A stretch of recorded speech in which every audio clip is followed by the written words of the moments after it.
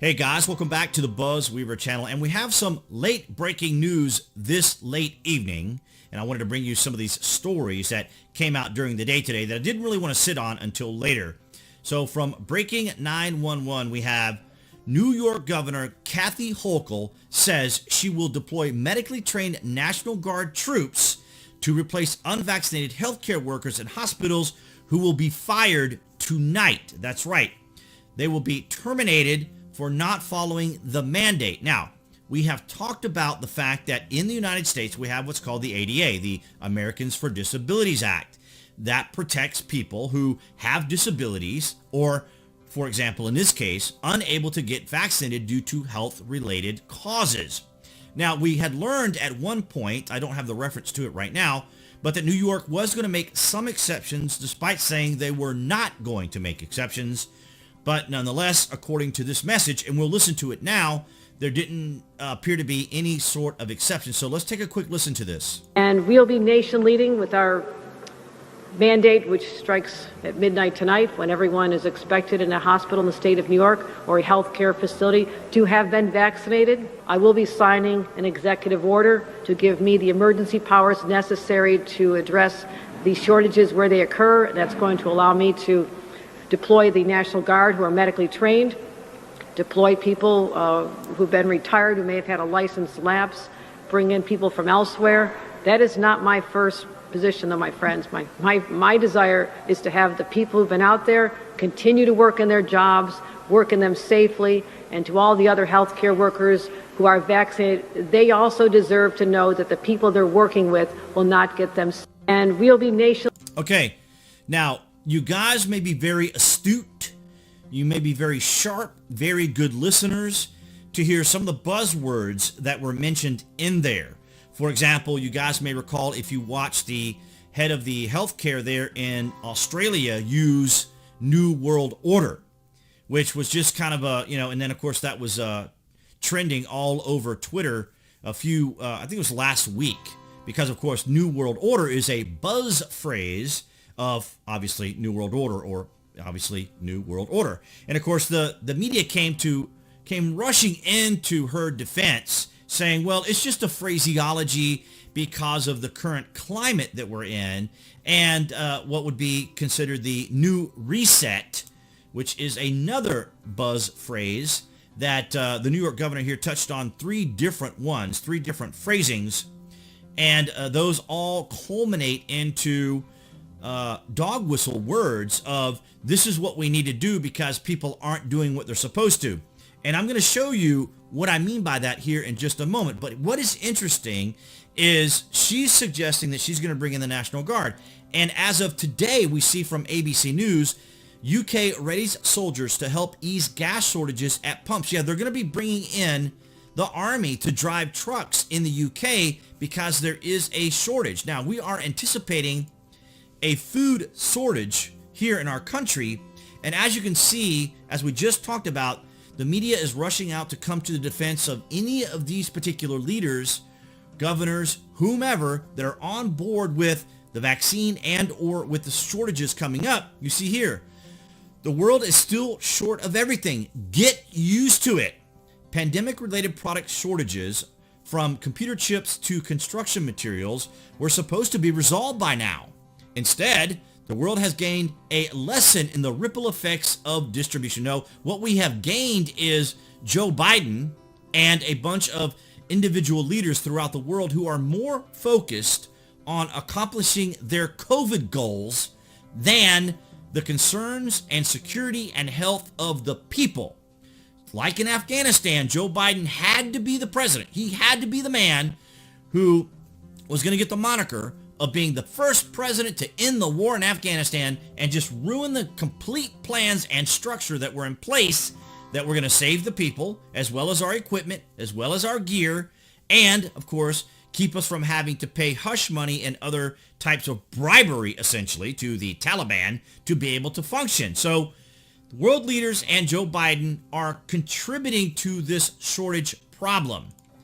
As you can see here from Business Insider, here's why you're having trouble finding work or workers during the labor shortage, economists say. Of course, there's a lot of details to it, but more specifically, I want to read from this portion here. As Bloomberg reports, unemployment benefits winding down didn't compel people back into the workforce, echoing several studies showing no connection.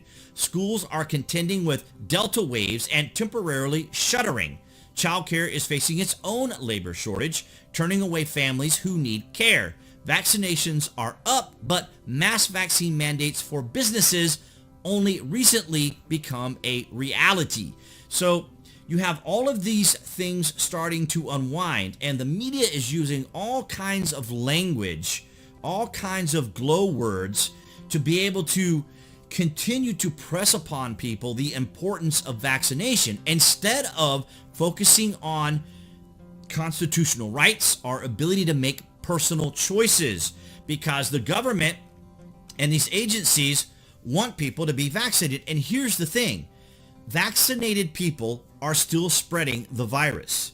So when you see these TikTok doctors and TikTok nurses and others on social media saying we shouldn't be able to have to treat people that have COVID. Well, what if those people caught COVID from a vaccinated person?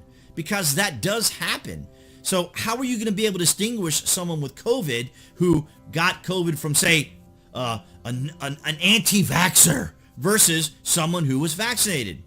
But let me give you an example of what she was saying there towards the end of that video and what someone said to me when I posted something about vaccination earlier. As you see here from this person, your personal freedom to not wear a mask and not get vaccinated affects someone's ability to live, which directly affects their personal freedom.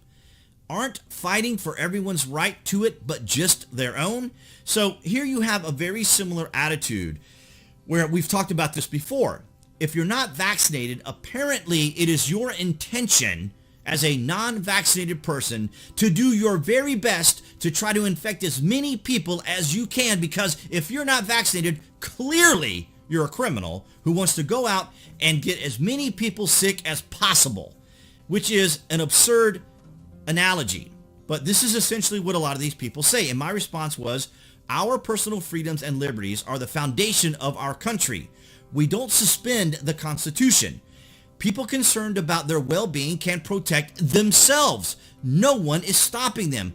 Vaccinated people can still spread the virus. Now, this person apparently just kind of copy-pasted a lot of these, and there were some very interesting responses to it. But as you can see here, they pretty much just went through and were just antagonizing people, which is what people do on Twitter. And unfortunately, this is where we are. We have the vaxxed versus the unvaxxed.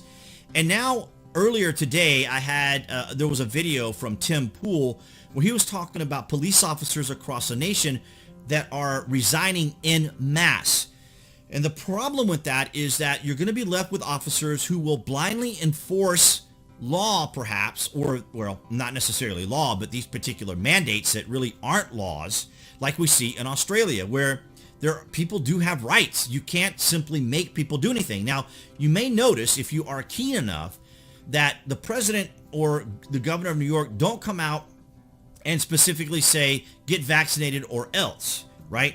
In other words, they're doing certain things to make it difficult for businesses and industries and people in the federal government because they want these vaccinations. Like I said, it's really pathetic to think that Joe Biden is so preoccupied with getting 70% of people vaccinated that he is willing to put people's jobs at risk, their livelihoods at risk, and it's completely ridiculous to think that their main goal and focus here is to get gold stars for achieving these milestones that they're trying to reach, and it's absolutely ridiculous. And what we are going to run into, as we talked about here with shortages, like in the UK of drivers, you're going to get shortages here in the United States. You're going to get shortages of police officers. You're going to get shortages of nurses, teachers, doctors, whomever is being mandated to get these vaccines. Now, I don't know. I know there are lawsuits out there right now that are challenging some of the mandates in New York. I know that, and maybe in other states. But if we're getting to this point now where the governor of New York is going to be firing people, then obviously they have to make good on the firing of these people, which means that however many people there aren't going to be there the next day to perform their duties and do their jobs.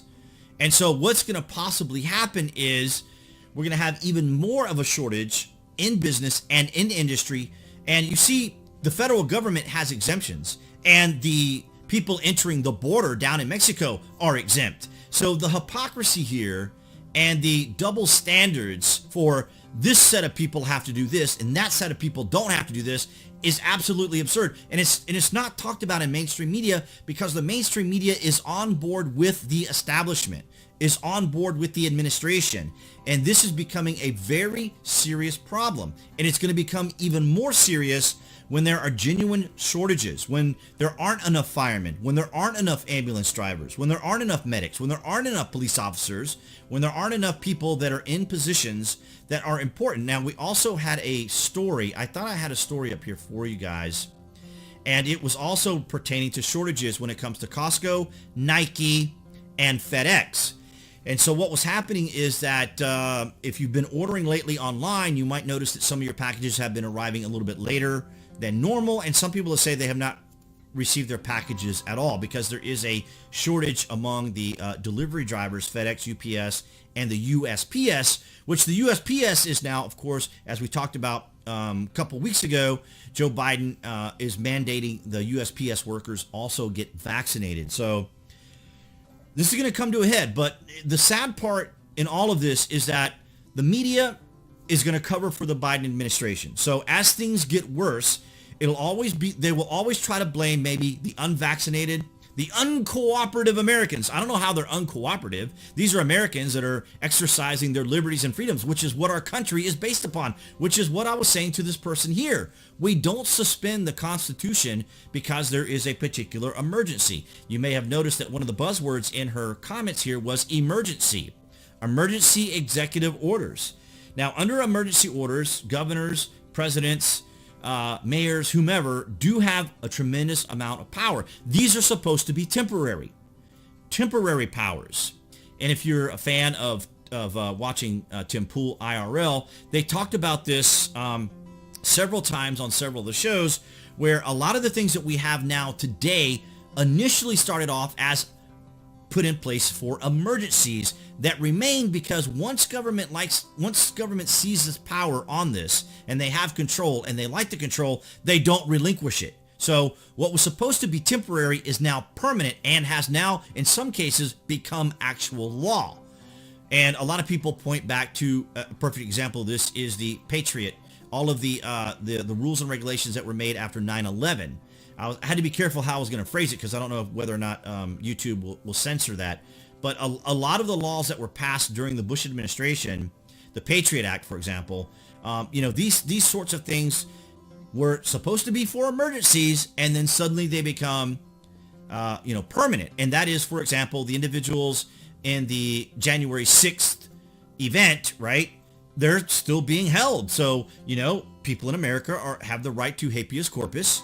They have the right to an attorney. They have the habeas corpus means that you have the right to be able to go to your arraignment and have your charges outlined, and then you can post bail or whatever else, or talk to your attorney. And that's not happening with the individuals that were involved in a Capitol riot, all because of things very similar to the Patriot Act. So these things are very concerning. And that's what I had for you guys tonight. And below this video, you can find the various links to my social media where I talk about and discuss these issues typically daily, or have daily posts that you guys can check out, to include some of my video shorts that I'm very excited about. But if you guys haven't already, appearing there on the screen, that would be the channel icon for YouTube for all of you watching there. You guys can click on that to subscribe along with notifications. I want to thank all of you guys on New Tech for the recent follows, and I will see you guys in the next video.